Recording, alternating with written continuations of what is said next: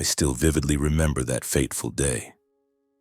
I was only 12 years old, standing on the porch of our house, my eyes bewildered as I heard the news that my mother, the woman who held me in her arms every night, had vanished after a night shift.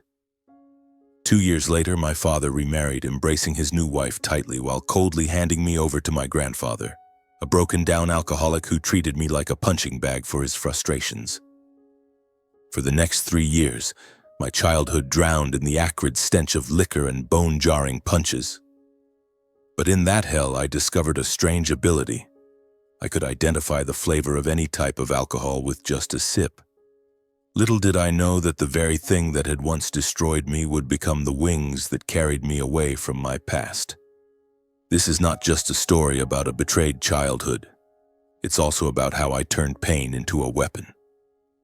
And one day, when my father came back kneeling and begging for my help, I placed before him the only thing he had ever forced me to swallow.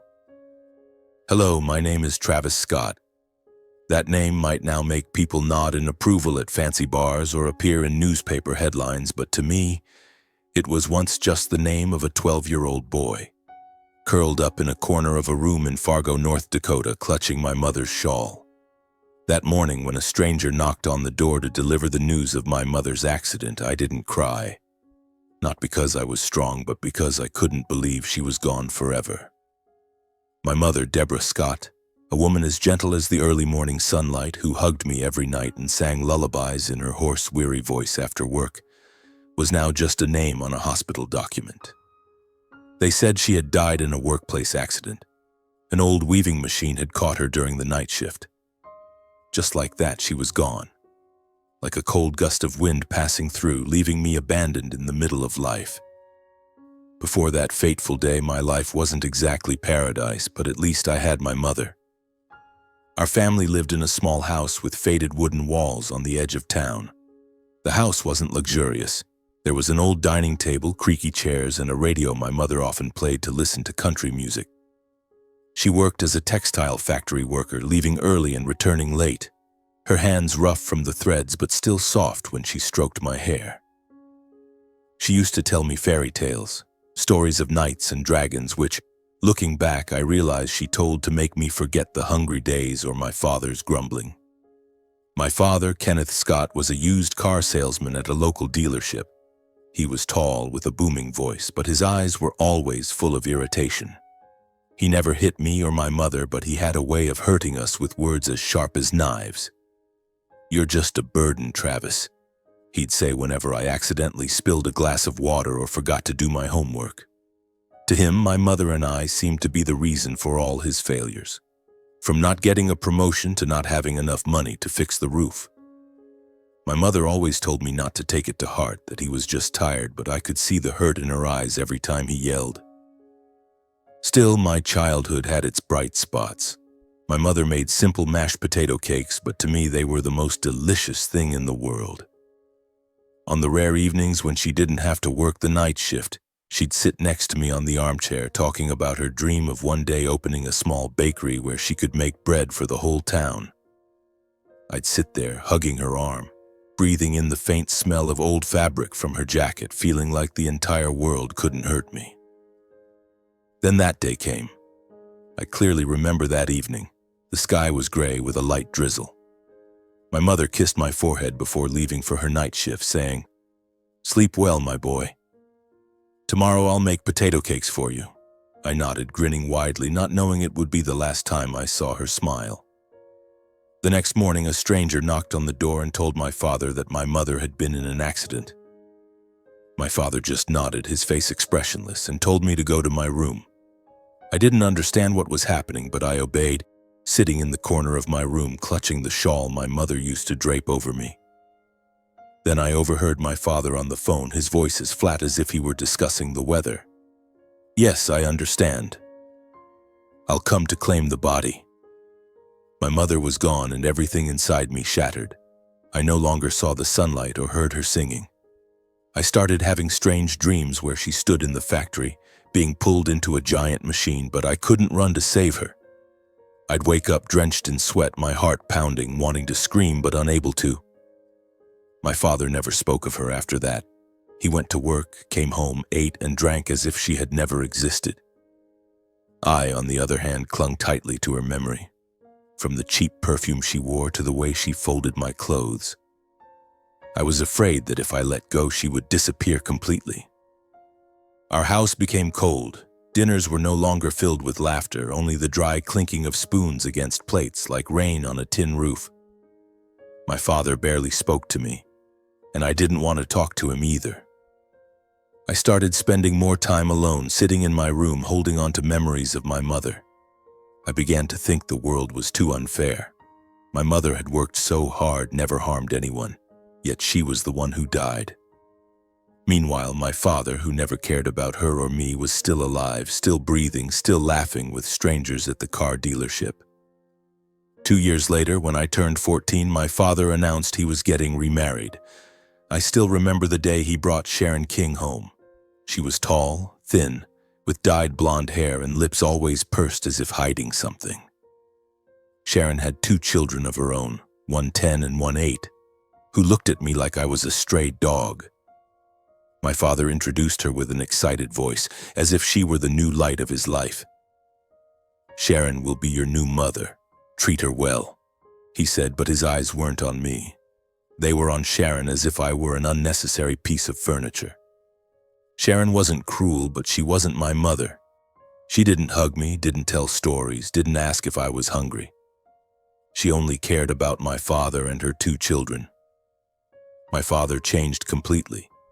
He smiled more, bought gifts for Sharon's kids, even renovated the house to suit her. And me? I was like I didn't exist.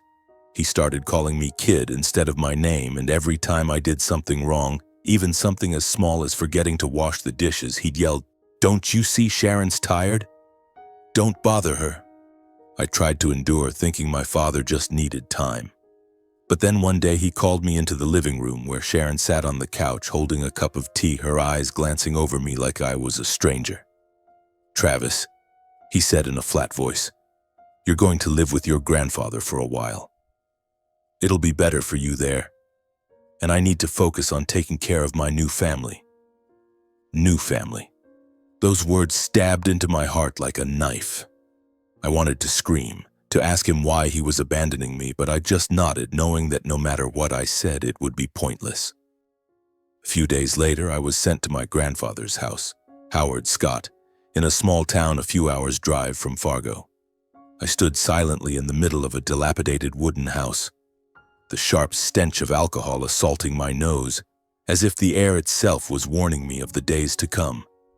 The wooden walls were peeling, the floor creaked under every step, and empty bottles lay scattered everywhere like relics of an endless battle. I was only 14, but in that moment I knew I had just stepped into hell. My grandfather didn't greet me or ask if I was okay. He just looked at me with bloodshot eyes and growled, "Put your bag down, kid. No one's going to coddle you here." In that moment, I knew life here would be anything but easy. This house had no room for love.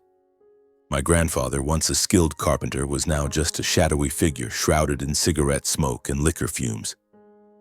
He was tall but gaunt, with disheveled white hair and trembling hands whenever he didn't have a glass of alcohol in them. In the early days, I naively thought that if I behaved, if I cleaned the house or cooked, he might treat me better. I was wrong. He didn't need a grandson. He needed someone to vent his anger on, a living punching bag to absorb all the frustrations of his life.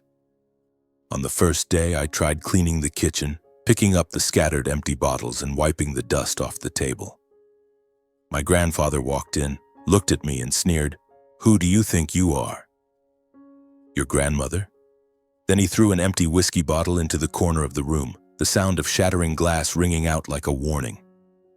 I bowed my head, my heart pounding, not daring to say a word. From then on, I learned to shrink myself, to tread lightly, to speak as little as possible, like a small animal trying to avoid the gaze of a predator. But there was no escaping my grandfather when he was drunk. On the nights he drank, the house turned into a stage of horrors. He'd sit in his old armchair, the crackling radio playing mournful country songs, and call me over. "Get over here, kid. he'd bellow, his voice hoarse from liquor. I knew what was coming. He'd shove a glass of alcohol into my hand, forcing me to drink. "Drink it, don't make me mad," he'd yell, and if I refused, he'd slap me, or worse, lash me with his belt until I collapsed on the floor. The first time I drank his liquor, I choked and coughed, the burning liquid scorching my throat, making me want to vomit. But he just laughed, a twisted smile as if my pain was his only source of joy. I began to dread the fall of night. I slept on a moldy mattress in the corner of the living room, but sleep was never restful. My grandfather's shouting, cursing, or sometimes sobbing as he called out for my grandmother, a woman I'd never met, kept me awake. One time I woke up to find him standing over me, his bloodshot eyes staring down. "You're like your father," he muttered, his voice dripping with contempt. "Weak. Useless."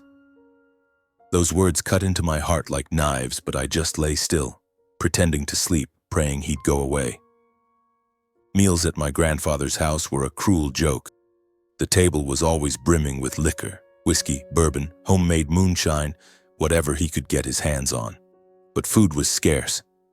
Some days I'd only get a dry slice of bread or a bowl of watery porridge. I grew gaunt, my eyes sunken, but my grandfather didn't care. "Want good food? Earn your own money," he'd say, then turn back to his bottle. The neighbors sometimes heard the sounds of me being beaten, the shattering of bottles, but no one intervened. They'd just shake their heads, whispering about poor Howard and that poor kid. But their pity didn't help. I was alone, completely alone, like an animal trapped in a cage. In that hell, I started finding ways to survive, not by fighting back against my grandfather. I knew I wasn't strong enough, but by understanding the thing that was destroying me: alcohol. My grandfather had a stash of bottles in the house, from cheap swill to strange, unmarked liquors of unknown origin. Each time he forced me to drink, I began to pay attention to them. I smelled, tasted, and remembered. I noticed subtle differences. This bottle had the scent of charred oak. That one was bitter like gunpowder, another sweet like spoiled honey. I didn't know why I did it. Maybe because it was the only thing I could control. The only thing that made me feel I wasn't entirely powerless. I started sneaking bottles when my grandfather passed out drunk, not to drink, but to study. I'd sit in the corner of the room, under the dim light of an oil lamp, smelling each bottle, tasting small sips, and trying to understand them. Cheap whiskey stung like fire in my throat. Better bourbon was smoother with a sweet aftertaste. Homemade moonshine was harsh, but if I paid attention, I could detect a faint hint of barley. I wrote down my observations in an old notebook, the only thing I'd brought from my father's house. Those scribbled lines were my secret, a tiny flicker of light in the darkness. But don't misunderstand, I hated alcohol. I hated how it turned my grandfather into a monster. Hated the smell of liquor that clung to my fingers. Hated the burning sensation every time I was forced to drink. But I also knew that in this world I had nothing else to hold on to. My mother was gone. My father had abandoned me. And my grandfather saw me as a thorn in his side. My strange ability to discern the flavors of alcohol, however odd, was the only thing that made me feel I still had some worth, even if just a little. Some nights, when my grandfather was passed out drunk, I'd sit by the window looking out at the starry sky and think of my mother. I remembered her voice, the way she stroked my hair, the warm mashed potato cakes she made. I wondered what she'd think if she saw me now, a scrawny kid covered in bruises living among bottles and beatings. I told myself she'd want me to be strong, to find a way out. But how? I had no money, no place to go, no one to turn to. My grandfather's beatings grew worse. One time he was so drunk he threw a bottle at the wall, glass shards scattering across the floor, one grazing my arm and leaving a scar I still carry today. He made me kneel on the floor, cleaning up every piece while he sat there, drinking from another bottle. "You should be grateful for me," he roared. "Without me, you'd be dead on the streets." I didn't respond. I just bowed my head, cleaned the floor, and let my tears mix with the dirt. But deep inside, a fire began to burn. I didn't want to die in this house. I didn't want to become a man like my grandfather or my father, who discarded me without hesitation. I started dreaming of a day when I could leave, when I could stand tall without fear.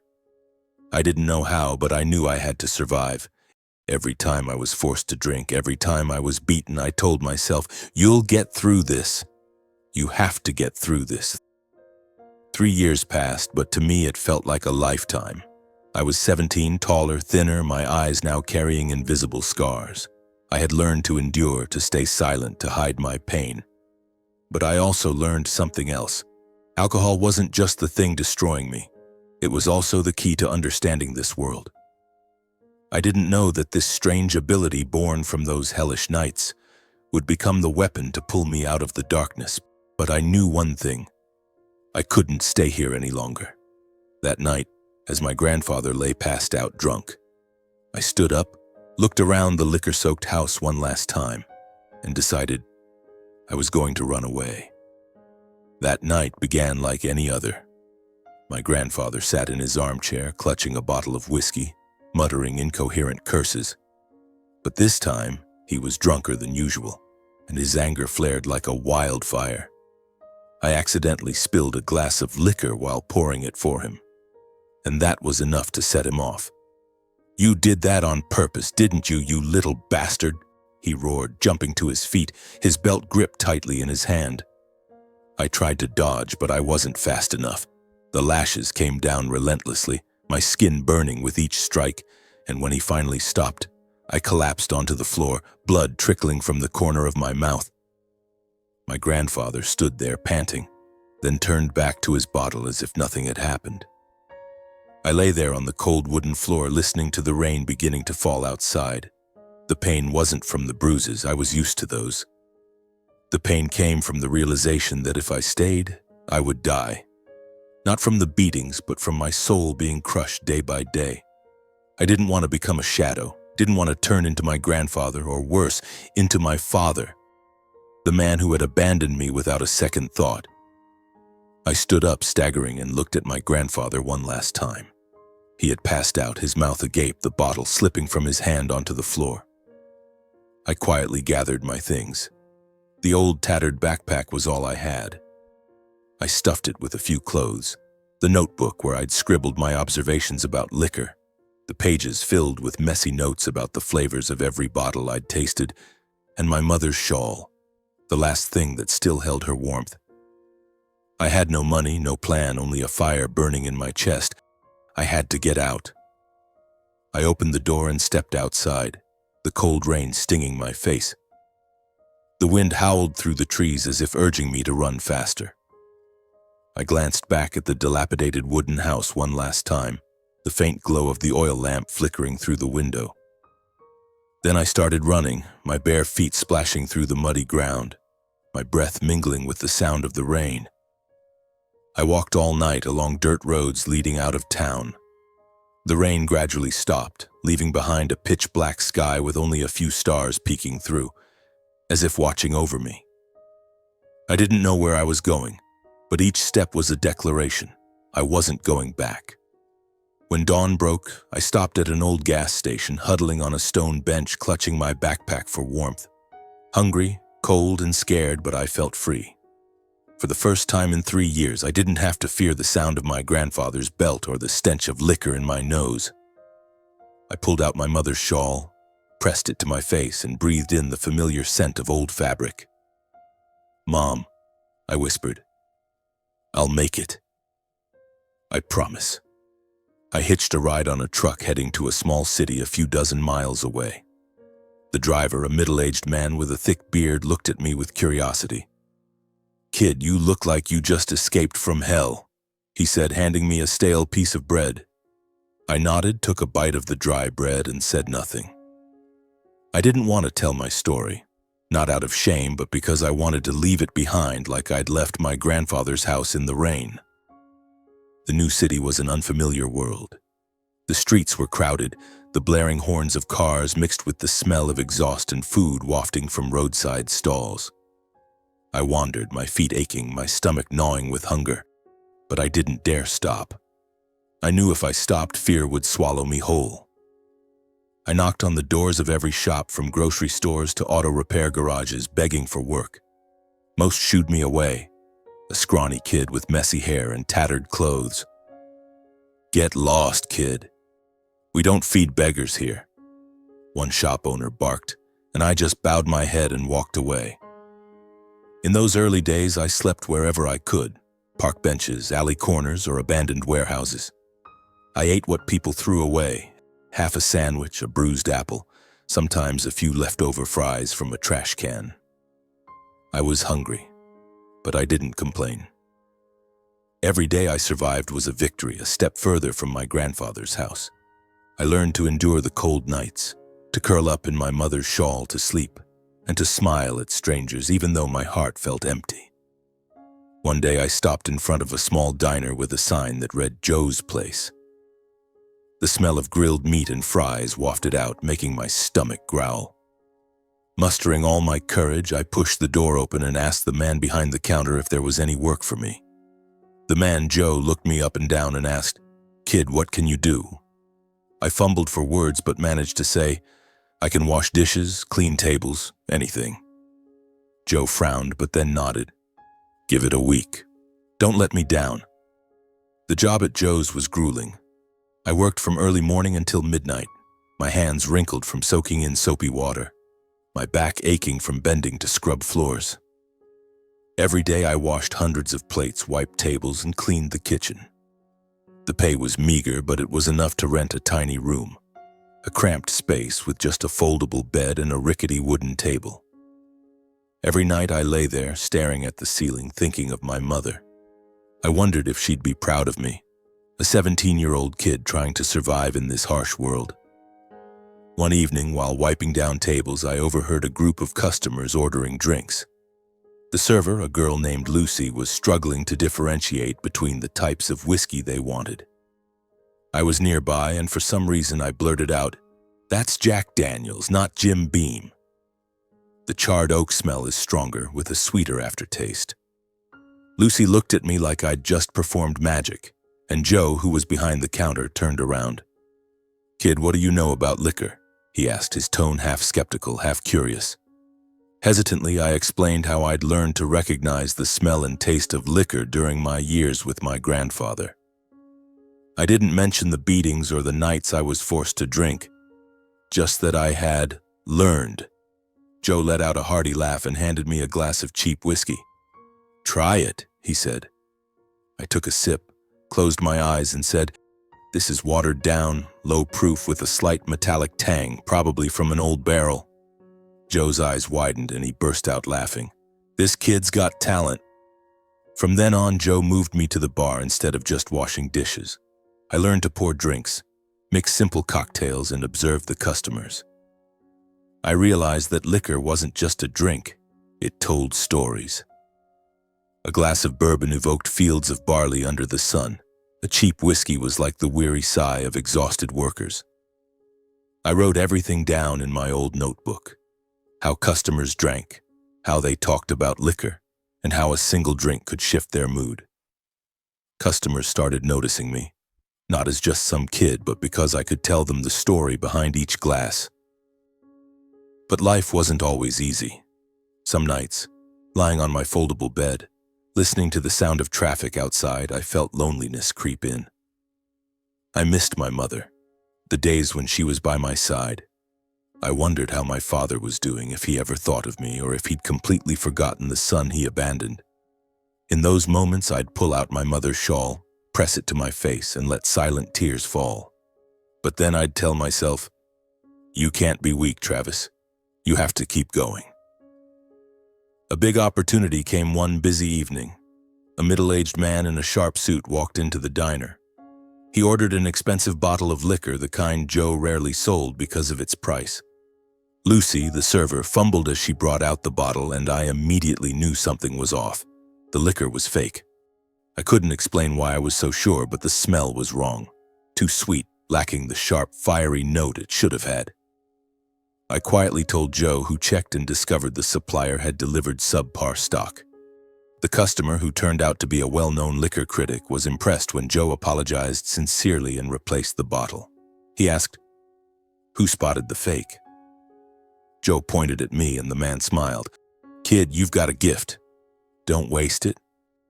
Those words were like a spark. Joe started trusting me more, letting me work the bar regularly, even allowing me to experiment with cocktails. I created one called Fargo Rain, a simple whiskey drink with a touch of lemon and honey inspired by the night I ran away. Customers loved it, and Joe clapped me on the shoulder, saying, "Kid, you were born for this." For the first time, I felt like I had worth, not just as a wandering kid. I officially became a bartender. I no longer slept in alleys or ate scraps, but deep down I still carried the pain of my past. My mother, my father, my grandfather, and the invisible scars. Every night as I closed up the bar, I'd sit alone, sip a glass of whiskey, and think about the road ahead. I knew I hadn't reached my destination, but I had found a path. I was Travis Scott, and I wouldn't let my past define me. Standing behind the bar at Joe's place, I began to feel the pulse of a new life. The bar was my world, bottles of liquor glimmering under the golden lights, the clink of glasses and the stories of customers blending with the scent of oak and honey. I didn't just pour drinks, I told stories. Every glass of whiskey, every cocktail carried a memory and emotion. Joe noticed that I wasn't just skilled at mixing drinks, but also had a knack for making customers come back. "Travis, you've got a gift for making people feel special," he said, patting my shoulder with a rare smile. After just a few months, he made me head bartender, a huge leap for a kid who wasn't even old enough to drink legally. I started managing the bar, creating new menus, and training the other staff. Lucy, the waitress who used to fumble with whiskey bottles, now looked at me with a mix of admiration and envy. "You've brought this bar to life," she said. And I just smiled, but deep down I knew I was building something bigger. The crowd at Joe's place grew steadily. It wasn't just the usual working-class folks anymore. Liquor traders, critics, and the city's elite started to take notice. They called me the kid who knows his booze, not with mockery but with curiosity. Once, a man in a gray suit who introduced himself as a drinks journalist asked me to make him a cocktail, any cocktail, but it had to have soul. I mixed a bourbon with a hint of cinnamon and charred orange, telling him the story of a cold winter in Fargo when I dreamed of a warm home. He took a sip, closed his eyes, and nodded. "You're not just selling drinks, you're selling memories," he said, then wrote a small article about me. That article, though only published in a local paper, changed everything. Joe's place became a hotspot, and I, once a dishwashing kid, was now the center of conversations. But I didn't stop there. I knew that if I remained just a bartender, I'd be confined to this bar forever. I started dreaming bigger, a bar of my own where I could tell my stories through every glass, where I could stand tall and say, "This is Travis Scott's world." I spent nights reading books about liquor, from the history of whiskey to brewing techniques. I borrowed books from the library, took detailed notes, and even sneaked into liquor trade shows to learn. I wanted to understand not just how to mix drinks, but how to create them, from barley to barrel, from yeast to the final drop. At 19, I had saved a small sum from my grueling days at Joe's place, every penny from dishwashing, bartending, and the rare tips from customers. With that money, I decided to bet on my dream, opening my own bar. I found a rundown corner on Jefferson Street, just a few blocks from Joe's place in the heart of the city. It was a shabby street with long-shuttered shops and rusted signs, but I saw potential there. A spot close enough to draw Joe's regulars, but far enough for me to make my own mark. I named the bar Scarf, a nod to my mother, evoking the scarf I still kept as a talisman. The bar was small, with just enough room for 4 wooden tables I built myself from cheap planks bought at a flea market, and a simple bar counter I crafted from recycled wood. Everything was rough around the edges, but it was mine, the first piece of land where I planted my flag. I hung a painting of my mother on the wall behind the bar, Not for the customers to see, but to remind myself why I was here. For her. For the days she held me and promised everything would be okay. I wiped that painting every day like a ritual to keep her smile shining. When I told Joe about my plan to open the bar, I worried he'd object. After all, Scarf was close to Joe's place, and I feared he'd think I was competing. But Joe, with his salt and pepper hair and kind smile, just patted my shoulder. "Kid, you've got guts," he said, his eyes twinkling. "I'm not promising to drink there every day, but I'll support you. Do it well and don't forget to pour me a glass on opening day." I smiled, relieved, and felt a deeper gratitude for Joe than ever. He didn't just give me my first job. He was the first to believe I could do something greater. Joe didn't stop at words. While I was fixing up the bar, he sent over a crate of craft beer and a set of old glassware from Joe's place, saying, "These suit your style better." He also introduced me to a few reliable liquor suppliers, helping me secure quality whiskey bottles at reasonable prices. "But be careful, kid," he winked. "Don't let those suppliers scam you like they did me." Joe's support, however small, was a massive motivator as I started out. On the opening day of Scarf, a light rain fell, reminding me of the night I ran away from my grandfather's house.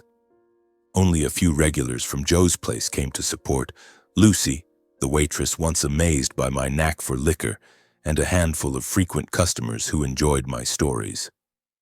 Joe showed up too, as promised, sitting at the bar with a half smile. "This place has soul, Travis," he said, raising a glass of Fargo Rain.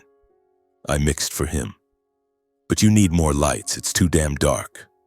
I laughed, feeling my heart lighten. Though the bar was quiet and only a few drinks were sold, I wasn't discouraged. I stood behind the counter, pouring drinks with all my passion, telling stories about Fargo's rain, lonely nights, and dreams that never die. Gradually, Scarf became a place people sought out not just to drink, but to feel. I didn't just mix cocktails, I crafted experiences.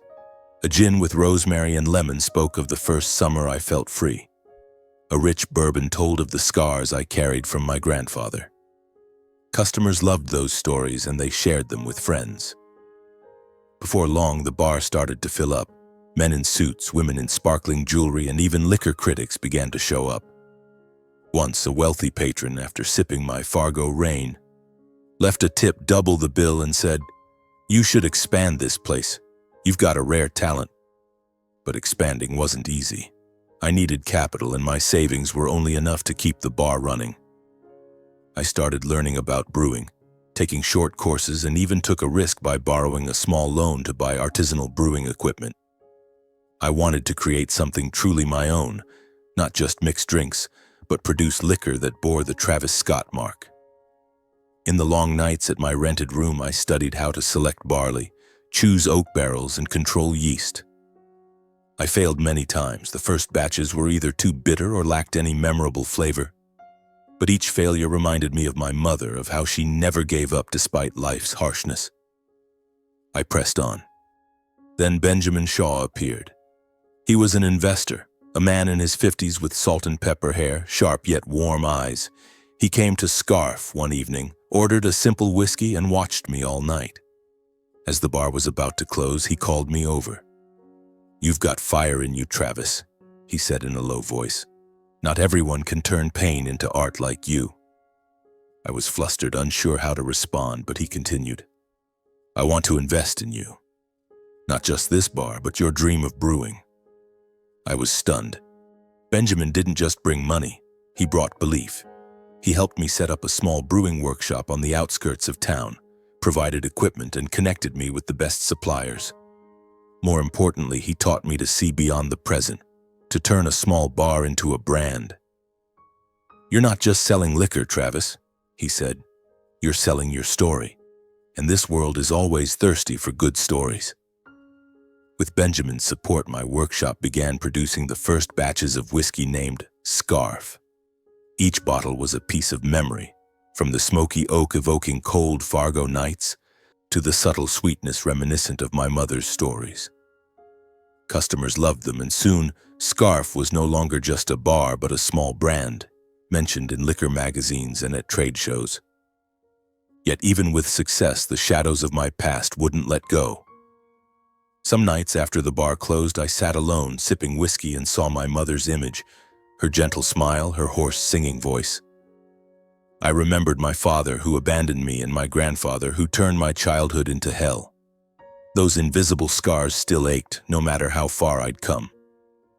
I wondered if I'd ever truly escape them or if they'd always be part of me. Benjamin sensed my turmoil. One day, as we sat in the brewing workshop, he said, "Travis, you don't need to forget your past. Let it fuel your fire." His words made me think.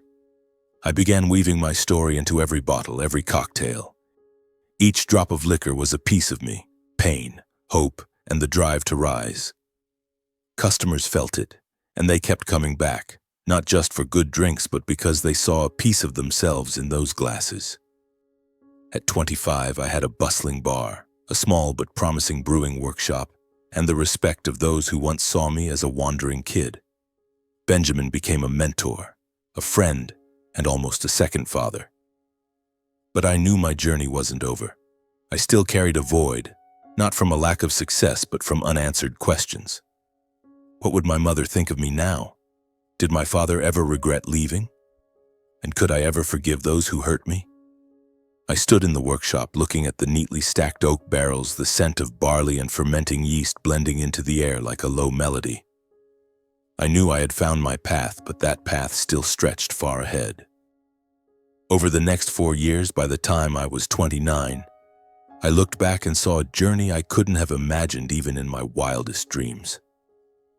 From a homeless kid sleeping in alleys and eating leftover bread, I was now the owner of a chain of bars named Scarf, spanning 3 major cities, along with a renowned distillery where my whiskeys were sought after by connoisseurs.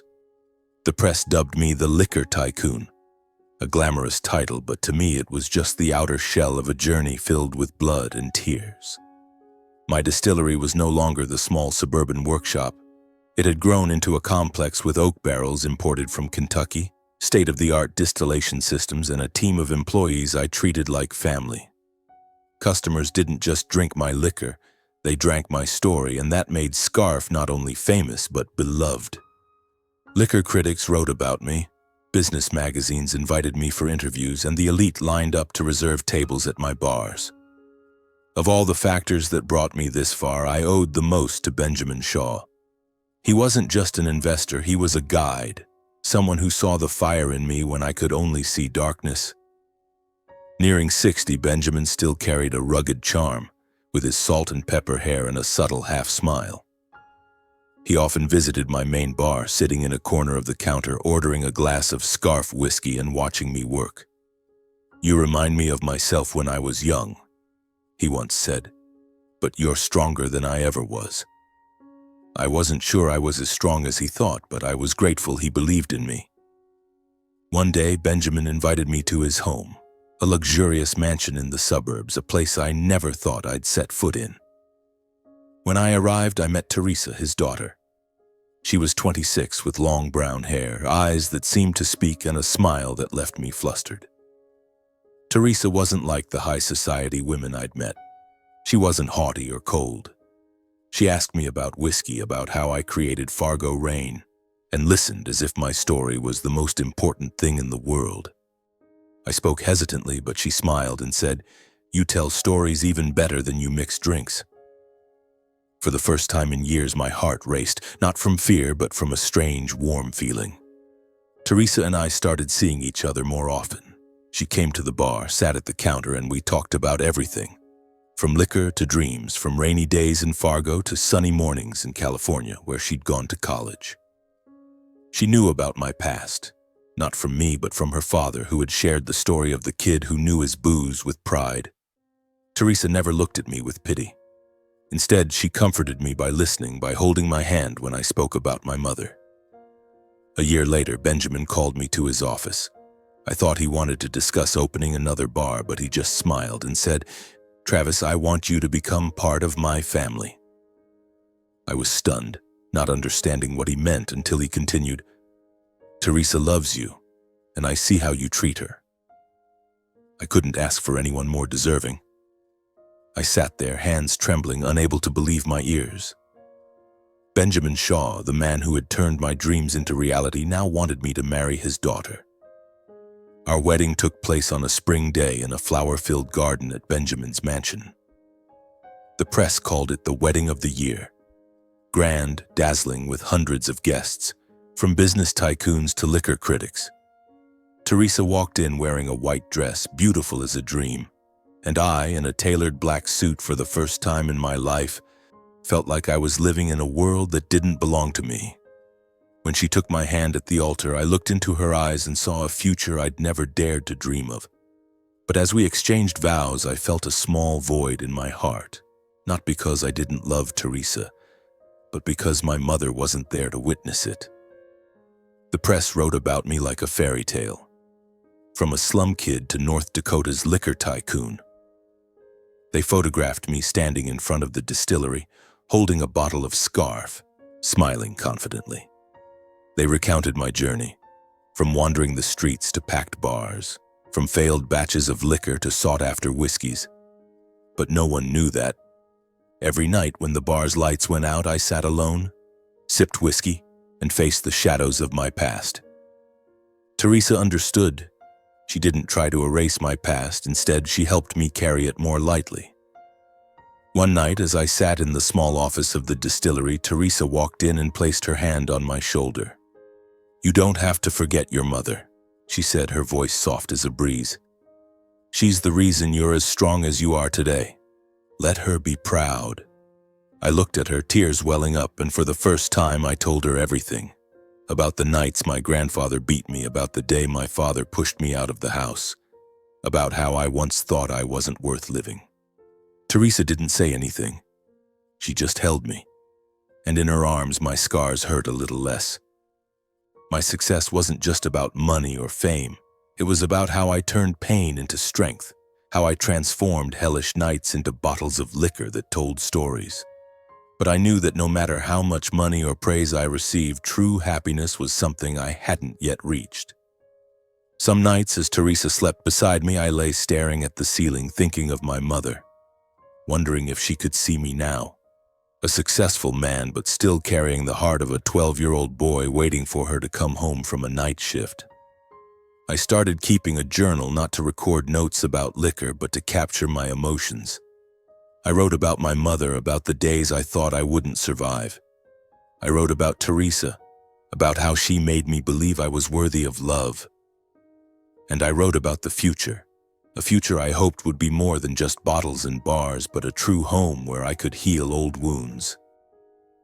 Then, on a winter morning, I received news that my grandfather had passed away. I was in the distillery inspecting a new batch of whiskey when my phone rang. A cold, unfamiliar voice spoke. "Howard Scott died last night. I'm a social worker contacting you based on the last address he provided." I stood frozen, still holding the sample bottle, but my mind was yanked back to the crumbling wooden house in that small town 12 years ago. The sharp smell of alcohol, the crack of a belt against skin, and my grandfather's bloodshot eyes. All came rushing back, vivid as if I'd never left. I didn't cry, not because I was heartless, but because I didn't know what to feel. My grandfather, the man who had ruined my childhood, who turned 3 years of my life into hell, was gone. But instead of relief, I felt only a heavy void in my chest.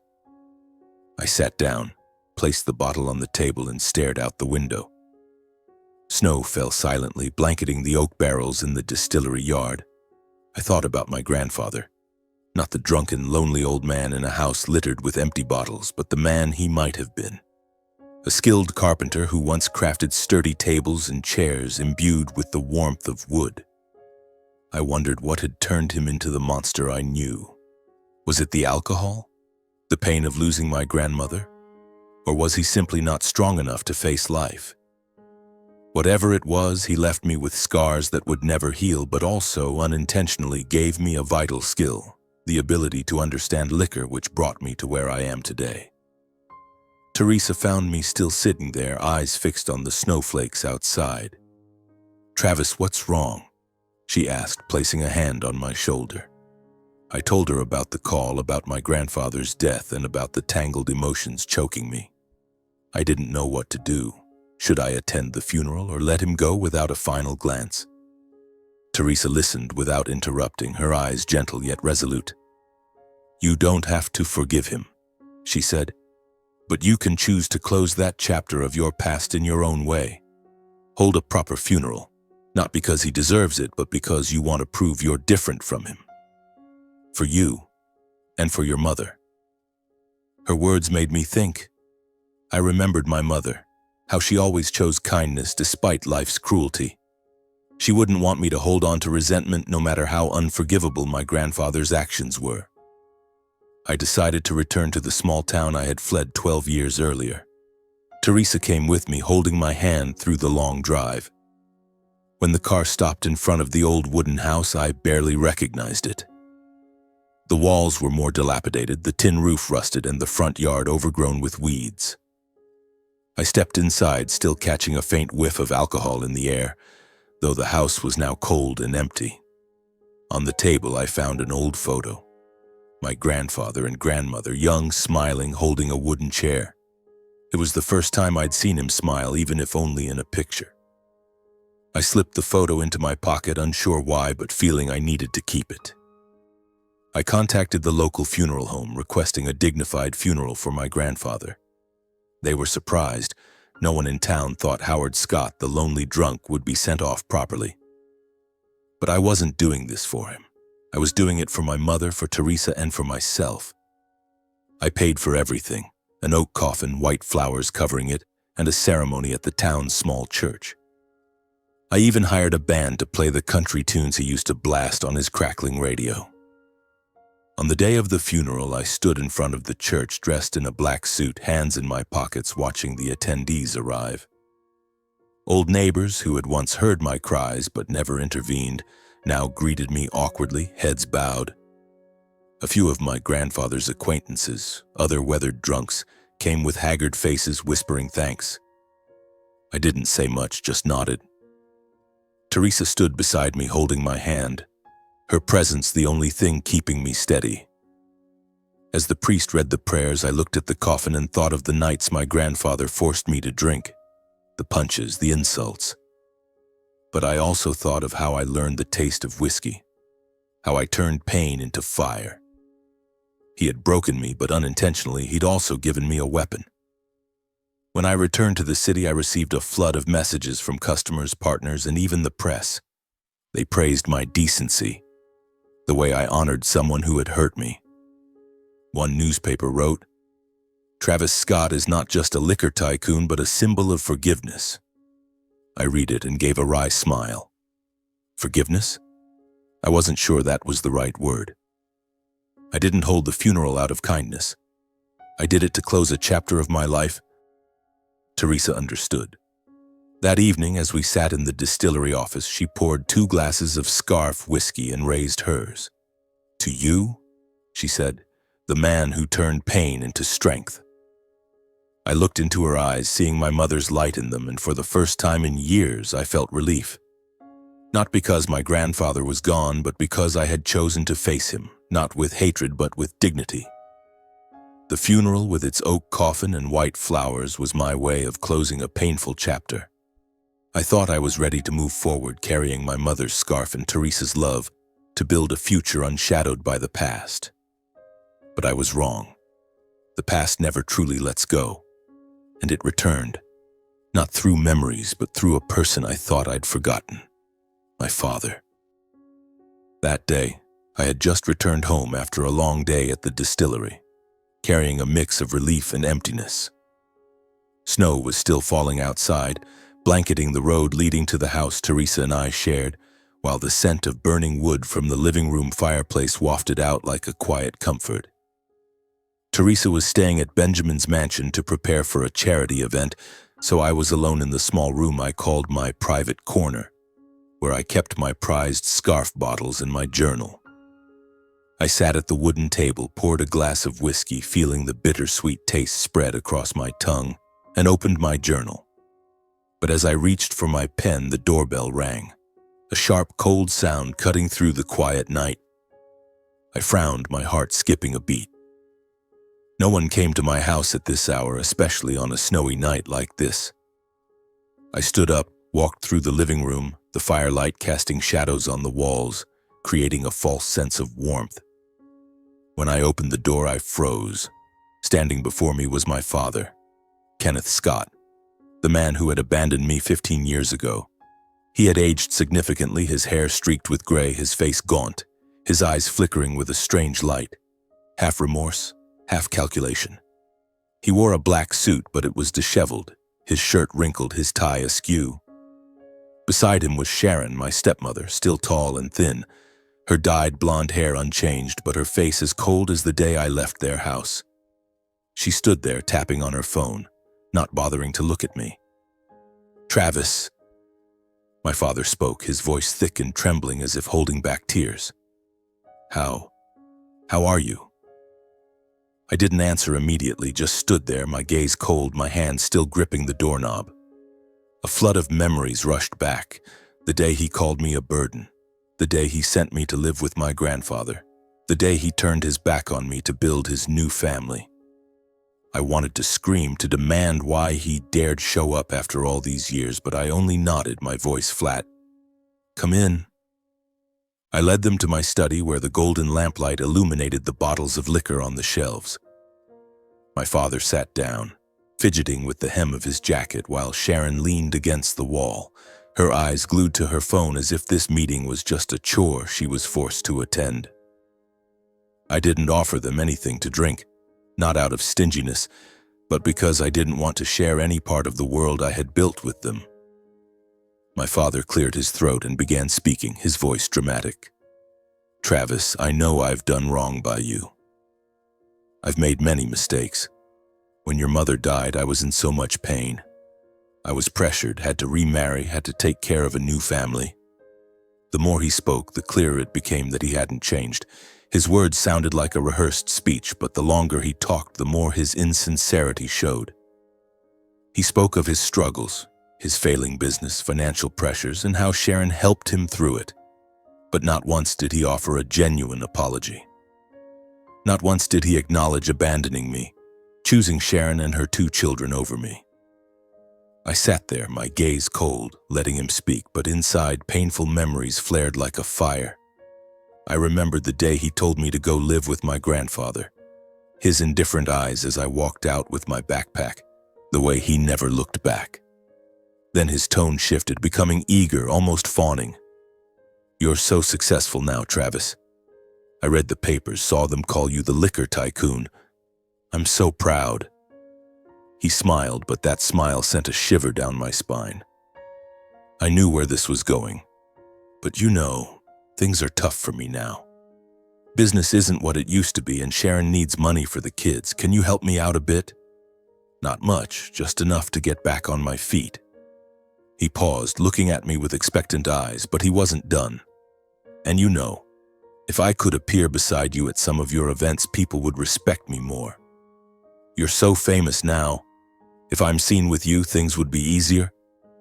I nearly laughed, a bitter, choked laugh, not from amusement, but from the sheer gall. My father didn't just want money. He wanted to latch onto my fame, to use me as a ticket to reclaim his lost status. Sharon, still standing there, finally looked up from her phone, shooting my father an irritated glance. She seemed like someone dragged into a play she didn't want to perform.